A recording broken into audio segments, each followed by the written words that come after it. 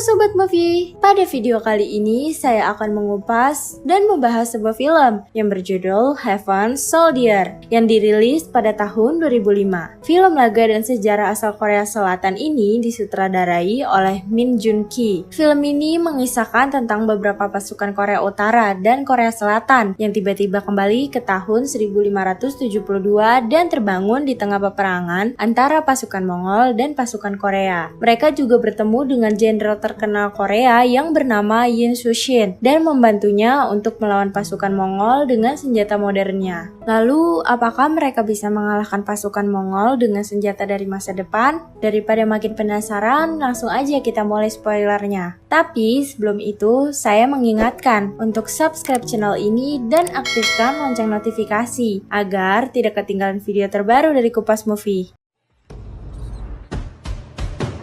Film dimulai pada tahun 2005 di sebuah bunker bawah tanah yang memperlihatkan para petinggi Korea Utara dan Korea Selatan sedang membahas tentang penyerangan senjata nuklir kepada Amerika Serikat atas desakan Dewan Internasional. Namun, seorang perwira dari Korea Utara yang bernama Kang Min Gil tidak setuju jika senjata nuklir yang dirancang bersama harus diserahkan begitu saja. Dia juga mengatakan kalau keberadaan senjata nuklir itu merupakan sebuah antisipasi terhadap kemungkinan serangan dari pihak luar. Hal tersebut tentu tidak dapat mengubah keputusan dari pemimpin tinggi Korea Utara dan Korea Selatan bahwa senjata nuklir itu akan tetap diserahkan demi menjaga keamanan dunia. Kemudian, scene berpindah kepada seorang ilmuwan wanita yang bernama Suyeon yang merupakan seorang perancang dari nuklir tersebut. Ia menyaksikan berita di televisi tentang sebuah komet yang muncul setiap 433 tahun sekali dan akan melintasi Korea pada tengah malam nanti. Komet itu sudah bergerak di area lintas tata surya dan dikhawatirkan akan berdampak buruk terhadap bumi. Sementara itu, Min Gil bersama pasukannya berusaha membawa kabur hulu ledak senjata nuklir tersebut. Dengan bantuan Suyeon, mereka bisa memasukkan ruang nuklir dan mengambil hulu ledak dengan sangat mudah. Namun, sialnya alarm darurat berbunyi. Maka pemimpin kedua pasukan itu pun langsung mengarahkan beberapa pasukan khusus Korea Selatan yang dipimpin oleh Mayor Jungwoo untuk menangkap Min Gil. Beberapa waktu kemudian, pasukan Jungwoo berhasil mengejar pasukan Min Gil dan memintanya untuk segera menyerahkan diri, sehingga menimbulkan kontak senjata di antara kedua belah pihak.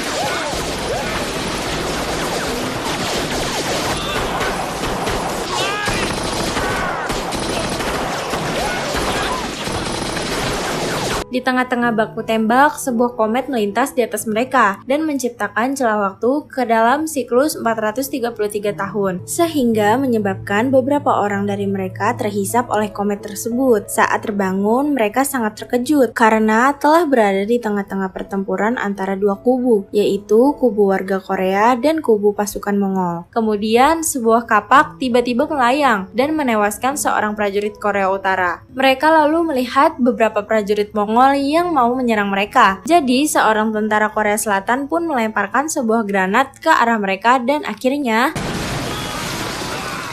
ledakan itu membuat pertempuran terhenti. Kemudian, Panglima Mongol yang bernama Natang Kae memerintahkan pasukannya untuk menghabisi mereka. Mendengar perkataan itu, Min Gil pun langsung mengarahkan senapan dan menembak pedangnya, sehingga pasukan Mongol itu meninggalkan pertempuran karena menganggap pasukan tentara itu sangat kuat. Alhasil, para warga sangat berterima kasih kepada mereka dan menganggap sebagai tentara dari surga. Mereka yang masih kebingungan akhirnya meninggalkan tempat tersebut dan bermalam di sebuah gua. Scene berpindah ke Kaisaran Mongol, di mana Panglima Natang Kae melaporkan atas kekalahan mereka di tangan tentara asing yang membantu warga Korea dengan senjata canggih yang belum pernah mereka lihat sebelumnya. Untuk mengimbangi senjata yang dimaksud, pemimpin memberikan senjata crossbow dari negara barat. Sementara itu, nampak seorang pria yang berpenampilan aneh bernama Sun Shin yang penasaran dengan pasukan itu. Saking penasarannya, dia membawa kabur senjata dari para tentara modern itu. Dalam aksi kejar-kejaran itu, Sun Shin malah membuang senjatanya dan terus melanjutkan pelariannya sampai memasuki wilayah perbatasan. Saat berhasil ditangkap, Sun Shin lalu berteriak kalau dia telah dirampok, sehingga ketiganya ditangkap dan dihadapkan kepada Kekaisaran Korea. Ketika inspektur memeriksa identitas Sun Shin, diketahui kalau nama aslinya adalah Yin Sun Shin dan ia pernah gagal dalam mengikuti tes militer. Mendengar hal itu, beberapa tentara modern yang memantau dari luar mulai menduga kalau pria itu merupakan jenderal yang terkenal karena ia mempunyai kesamaan nama dan latar belakang dari jenderal itu, membuat para tentara semakin yakin kalau dia memang Yin Sun Shin, si jenderal terkenal seperti dalam sejarah Korea. Dari hal itu, mereka menyimpulkan kalau dirinya sudah berada di tahun 1572. Pemeriksa berlanjut kepada dua tentara modern itu dan ditemukan granat di kantongnya. Inspektur yang tidak mengetahui granat itu mulai menarik pin granat itu. Kemudian, kedua tentara itu langsung berteriak dan panik. Untungnya, inspektur itu langsung memasang kembali pin granat tersebut. Hingga akhirnya mereka bertiga ditahan untuk dijatuhkan hukuman karena dianggap sebagai mata-mata kekaisaran. Dari luar, Mayor Jungwoo menanyakan kepada seorang warga tentang siapa yang memimpin kekaisaran ini. Orang itu mengatakan kalau dia adalah Kaisar Joseon yang sedang depresi karena tidak memiliki keturunan. Ungkapan itu dibenarkan oleh Kim yang sebelumnya pernah membaca buku sejarah tentang kekaisaran dinasti Joseon. Ia juga mengatakan kalau pemerintahan Kaisar Joseon dilanjutkan oleh salah satu anggota keluarganya dan itu akan terjadi pada tahun 1572. Untuk membuktikan itu, Suyeon lalu mengurangkan angka tahun 2005 dengan tahun 1572 dan hasilnya didapat adalah 433, menandakan kalau gara-gara komet itulah yang membuat mereka terjebak pada masa lalu. Kemudian terlihat kalau seorang tentara Korea Utara bernama Sang-wook berhasil menyusup ke dalam penjara untuk menyelamatkan dua orang temannya dan juga Yin Sun Shin. Setelah berhasil keluar, para tentara menanyakan Yin Sun Shin tentang di mana ia menyembunyikan senjata mereka. Yin Sun Shin berbohong dengan mengatakan kalau senjatanya sudah ia buang ke sungai. Lalu Jungwoo mengutarakan tentang latar belakang Yin Sun Shin. Dia pun terkejut dan membenarkan apa saja yang dikatakan oleh Mayor Jungwoo. Hal itu membuat mereka semakin yakin kalau mereka berada di tahun 1572 dan bertemu langsung dengan pahlawan legendaris Korea yaitu Jenderal Yi Sun Shin. Namun tiba-tiba Yi Sun Shin pergi meninggalkan mereka dan pulang kembali ke rumahnya. Saat ia terbangun di pagi hari, ia melihat para tentara itu yang sedang berlatih di halaman rumahnya. Awalnya Yi Sun Shin merasa keberatan dengan keberadaan mereka. Namun setelah diberikan nasihat oleh Jungwoo, akhirnya ia mau menerima mereka tinggal bersamanya. Kemudian Mayor Jungwoo dan anak buahnya mencoba melatih Yi Sun Shin dengan berbagai jenis latihan yang diberikan. Akan tetapi Yin Sun Shin agak keberatan melakukannya. Usaha Mayor Jungwoo untuk merubah Yi Sun Shin menjadi pria pemberani dibantah oleh Suyeon karena hal itu bisa merubah masa depan Yi Sun Shin. Suyeon berharap agar Mayor Jungwoo membiarkan semuanya berjalan sebagaimana semestinya sampai tiba masa di mana Yi Sun Shin mampu meningkatkan kemampuannya sendiri sampai menjadi seorang jenderal pemimpin perang seperti yang tertulis dalam sejarah. Di saat itu terlihat Yi Sun Shin sedang memeriksa senjata para tentara untuk mengetahui senjata apa yang mereka miliki dan berpikir untuk menjualnya nanti. Kemudian di suatu malam Kim mencoba untuk berpura-pura meramal garis tangan Yi Sun Shin. Kim mengatakan kalau Yi Sun Shin akan menjadi jenderal yang hebat dan akan menjadi pemimpin dalam menghadapi invasi Jepang di Laut Korea. Namun tiba-tiba beberapa anak panah menancap di tubuh Kim yang ternyata berasal dari tentara Mongol.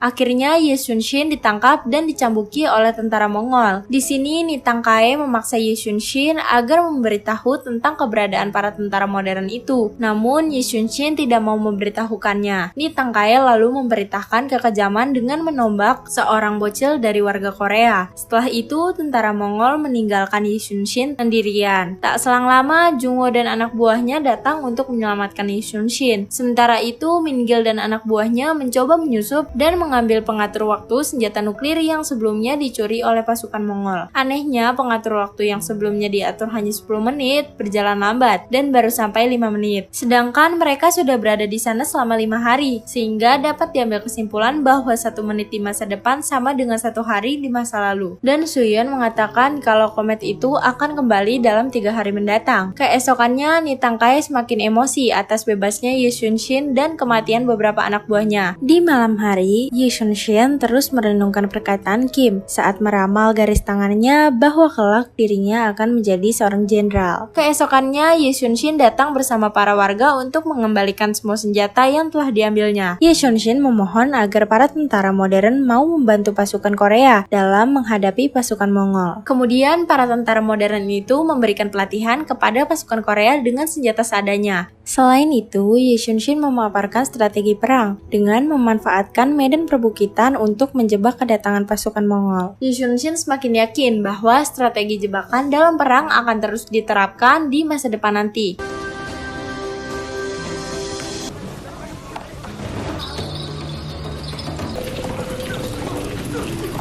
2 hari kemudian, pasukan Korea yang dipimpin oleh Yi Sun-shin sudah bersiap menyambut kedatangan pasukan Mongol, dan Sang-wook mengantarkan Su-yeon kembali ke sungai di mana mereka terjebak. Namun tiba-tiba datang beberapa pasukan Mongol yang langsung menghujaninya dengan panah. Di saat yang sama, pasukan Mongol mulai memasuki area jebakan yang sudah diberikan bom oleh para tentara modern dan akhirnya kemudian mereka kembali memancing pasukan Mongol agar masuk ke dalam jebakan mereka. Lalu dari atas tebing pasukan Korea menghujani pasukan Mongol dengan batu dan panah api.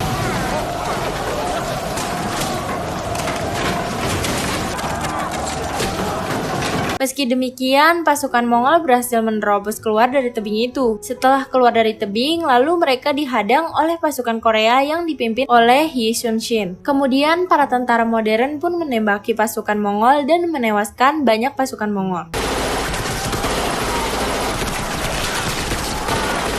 Ketika mereka kehabisan peluru, tentara modern dan pasukan Korea terpaksa harus bertempur langsung melawan pasukan Mongol.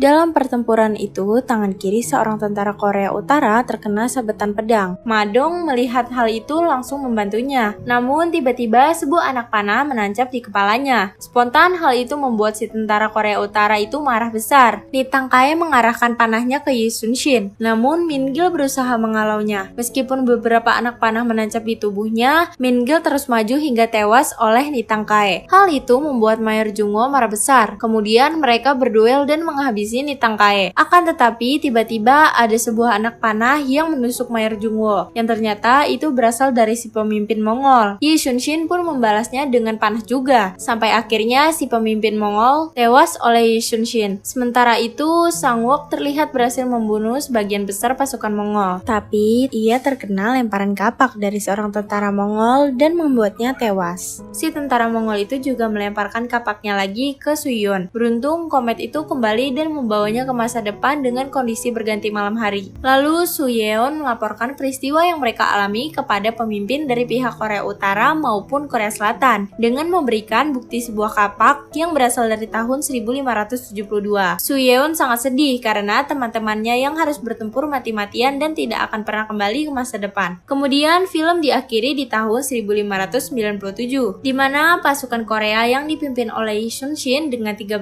kapal perangnya melawan pasukan Jepang yang memiliki 333 kapal perang. Di kapal perangnya terungkap kalau Jung-woo dan seorang tentara Korea Utara masih hidup dan mereka ikut berperang bersama Yi Sun-shin. Sementara itu, Yi Sun-shin sendiri sudah menjadi seorang jenderal sesuai dengan sejarah yang ada dan film pun selesai.